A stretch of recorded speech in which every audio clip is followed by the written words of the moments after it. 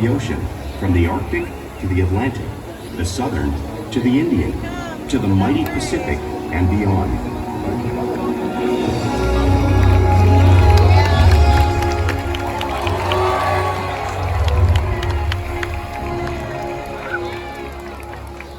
This whale story is the ocean's story, and it is one we all share.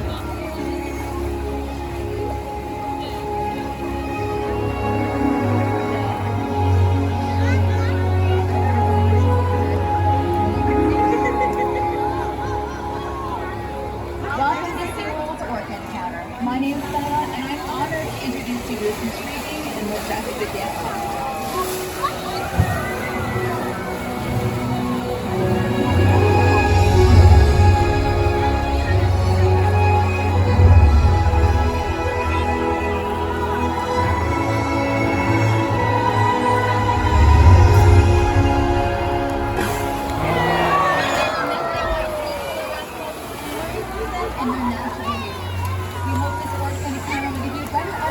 This magnificent creature and all that they represent.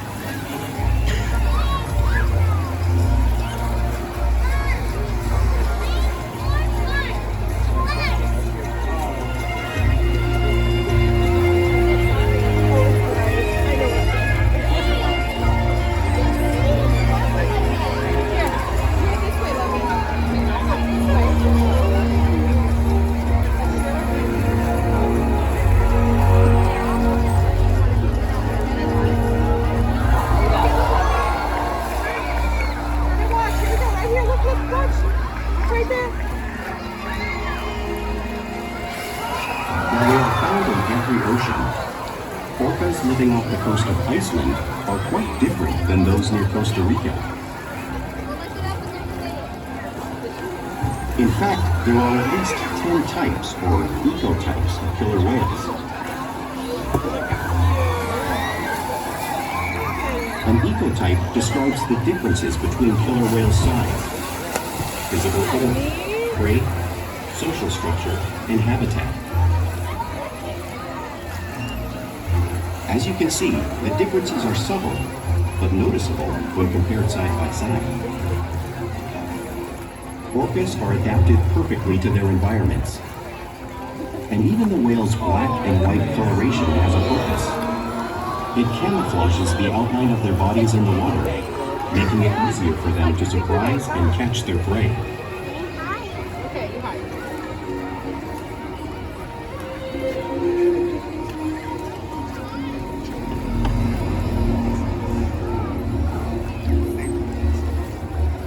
When viewed from above, the black of the whale blends in with the dark depths of the ocean.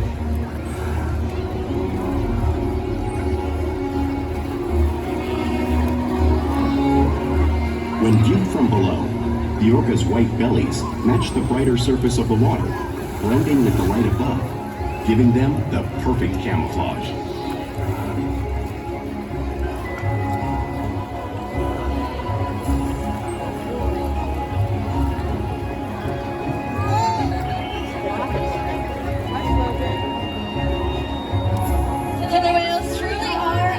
Wonder, and Makani and Kalia here will help us show you some of their physical characteristics.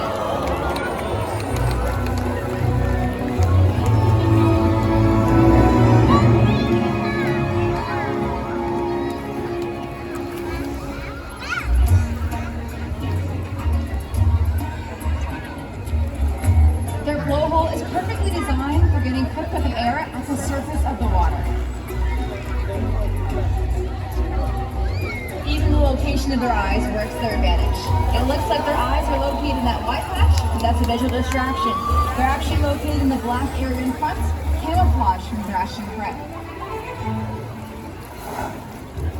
The fin on top of the whale's back is called a dorsal fin, which helps stabilize them as they swim and helps regulate their body temperature.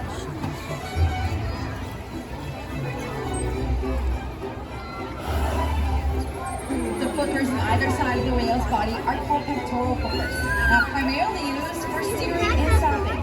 The pectoral hookers have 5 bony digits inside of them, just like the human hand.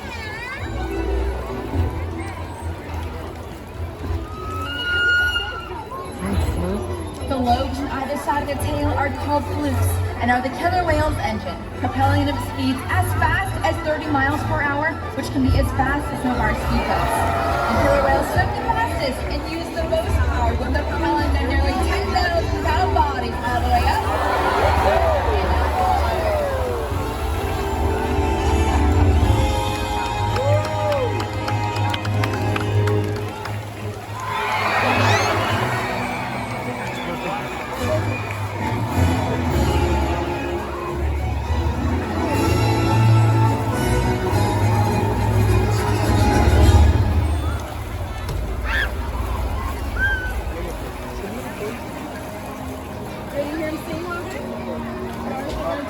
Killer whales are highly social animals with a well-defined social structure. An orcapod is always led by a female. Though just half the size of her male counterpart, she is in charge. It's all about attitude, not size. Because they live and work as a group, orcas need to communicate with sounds and body language. Orcas use clicks for echolocation or navigation.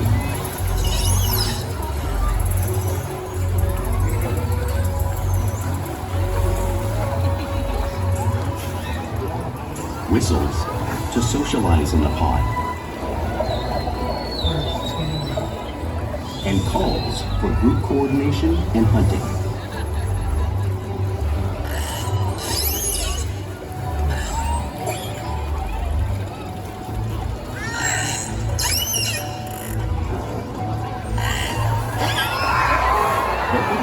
Studies here at SeaWorld show that early on, calves learn vocalization from their mothers. But as they grow, they learn from others close to them as well. This is a bottlenose dolphin call that Shuka learned and even taught other killer whales here at SeaWorld. In fact, orcas are the largest members of the dolphin family.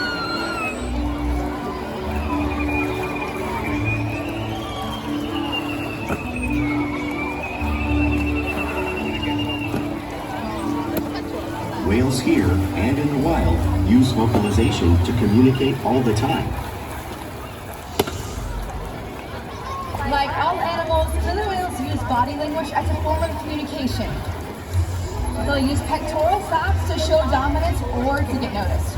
For example, a mother may use pectoral flap to get her calf's attention.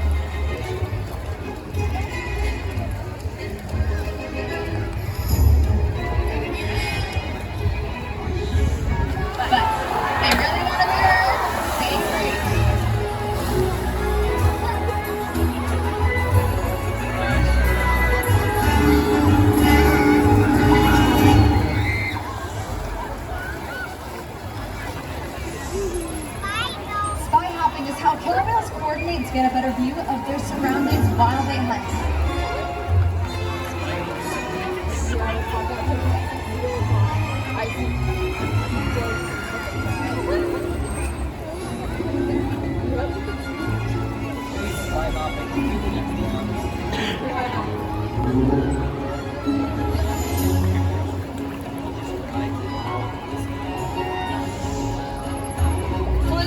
Another form of communication killer whales use in the wild and right here at SeaWorld. You hiding, Logan?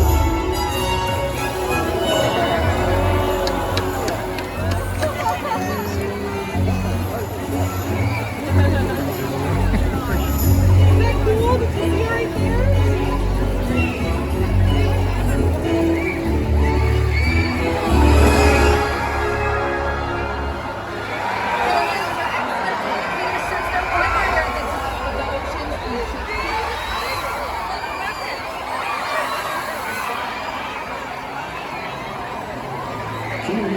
Work together to rear their young, protect their pod, and most importantly, pursue and catch their prey. Every day they cooperate to survive in the wild oceans of the world. The orca's hunting techniques are as varied as the whales themselves. Norwegian killer whales will circle herring, herding them together. The whales use sounds to coordinate with each other and to disorient the herring. With the fish confused and contained, the whales stun them with their powerful tail flukes, making for an easy meal.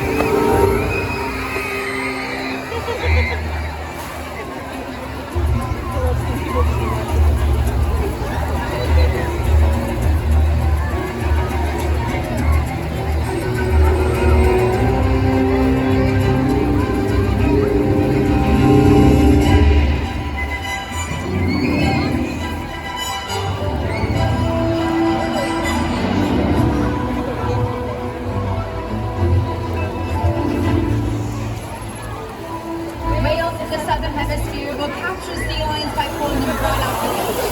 Orcas demonstrating the same behavior in front of all of you.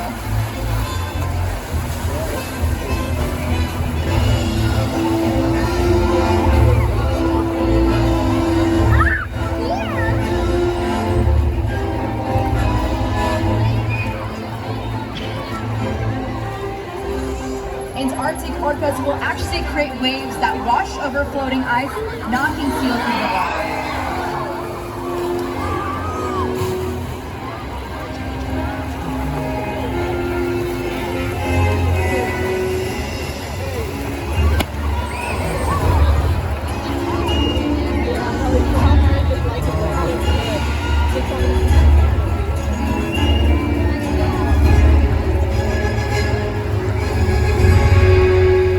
Now you may have seen these waves crashing in front of all of you. Truly imagine no matter where this place until you've experienced it firsthand. Luckily, we have a couple of guests who have volunteered to feel the power of the waves made by our killer whales. Everyone give them a big round of applause. Alright guys, you ready to come on down? Okay, take a seat. Hold on tight. We're ready to blow it. Alright guys, you ready to get them absolutely soaked? That's not loud enough. You ready to get them absolutely soaking wet? Alright guys, hold on tight.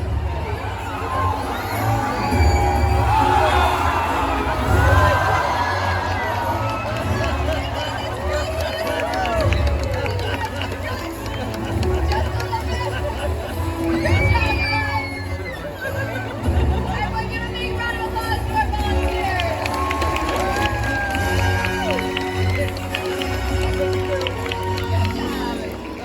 Because killer whales live in every part of the ocean, it's no surprise they eat all types of prey, including other whales.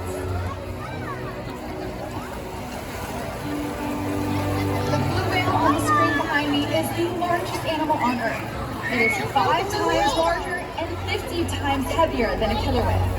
So how do whales the size of Kalia, Makani, and Orcid prey on a whale that size mobiles? Well, it's all because killer whales are the ultimate team.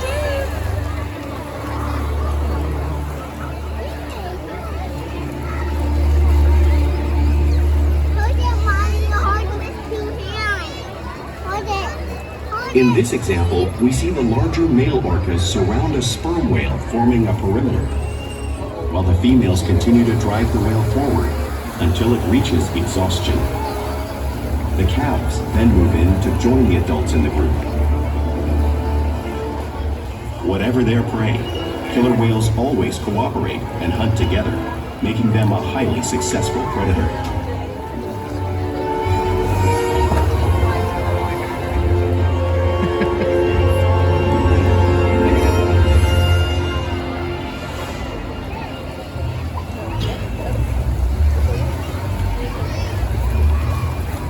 Play is an important part of everyday life for a killer whale. It's how they teach their young whales how to hunt and practice their skills as they grow.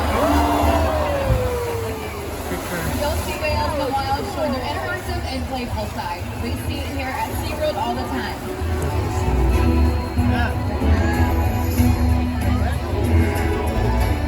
Porpoising is when a killer whale swims fast at the surface, breaking out of the water just briefly.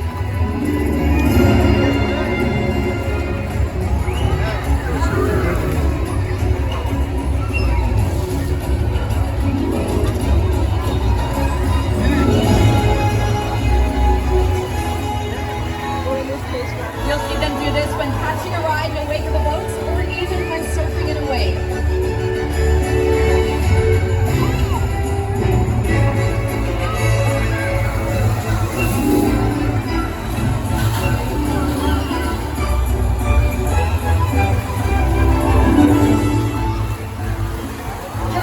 like to be touched and rub their bellies on rocks whenever they can. Watch as our whales do this here, just like killer whales in British Columbia.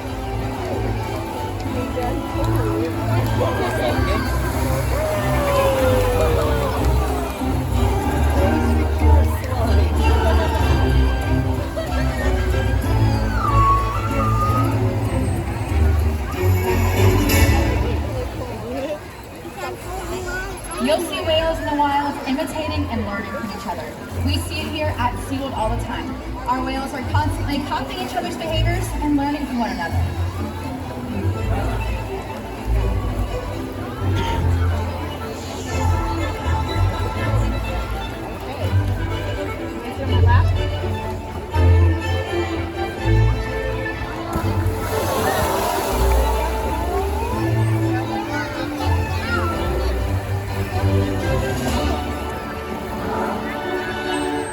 Playful behavior has a purpose. A tail whip is used in hunting to stun fish, but today our whales might just be stunning all of you.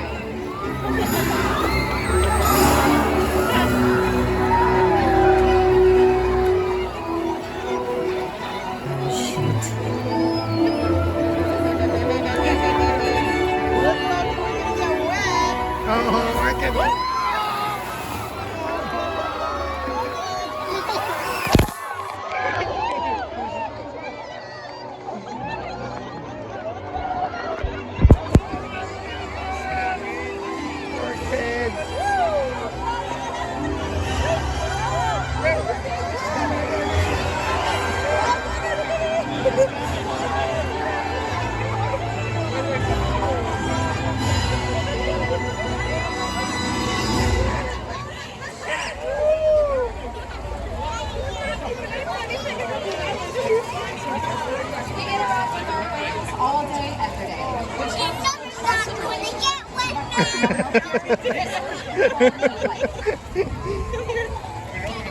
our whales here take an active role every day in their own health and well-being.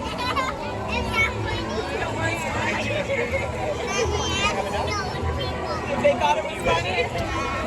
We can ask our whales to present their tail, which is useful for obtaining a blood sample.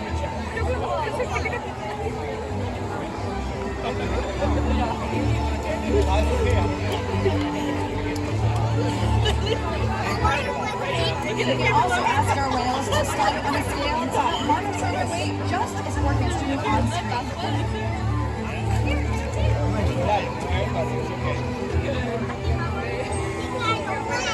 And we can even ask them for a breath sample from their blowhole because of the trusted relationship we have built together day after day right here at SeaWorld. Now we would like to introduce you all to some very special whales. Everyone give a big round of applause to Orchid and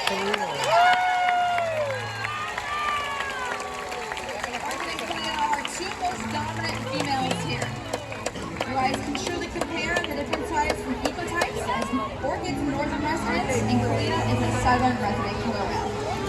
Because of killer whales like Orchid and Kalia, they have been able to participate in multiple research projects that help their whale counterparts.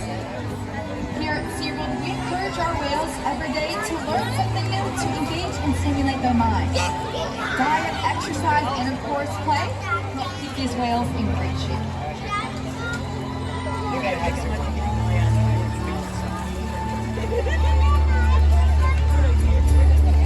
The whales here at SeaWorld have helped killer whales in the wild by participating in many research studies. One ongoing study monitors the whale's heart rate and breathing to understand how marine noise pollution from ship engines and other sources affect wild populations. In another study, scientists from NOAA, the National Oceanic and Atmospheric Administration, took measurements of the killer whales living here, including pregnant whales. By comparing these measurements with drone footage of killer whales in the wild, scientists are able to monitor the wild population's nutritional and reproductive states. Other research has been done here at SeaWorld on the mother whale's milk composition. This research will help create an effective model to understand how toxins in the ocean impact wild killer whales and their milk supply. Oh, sweet cow.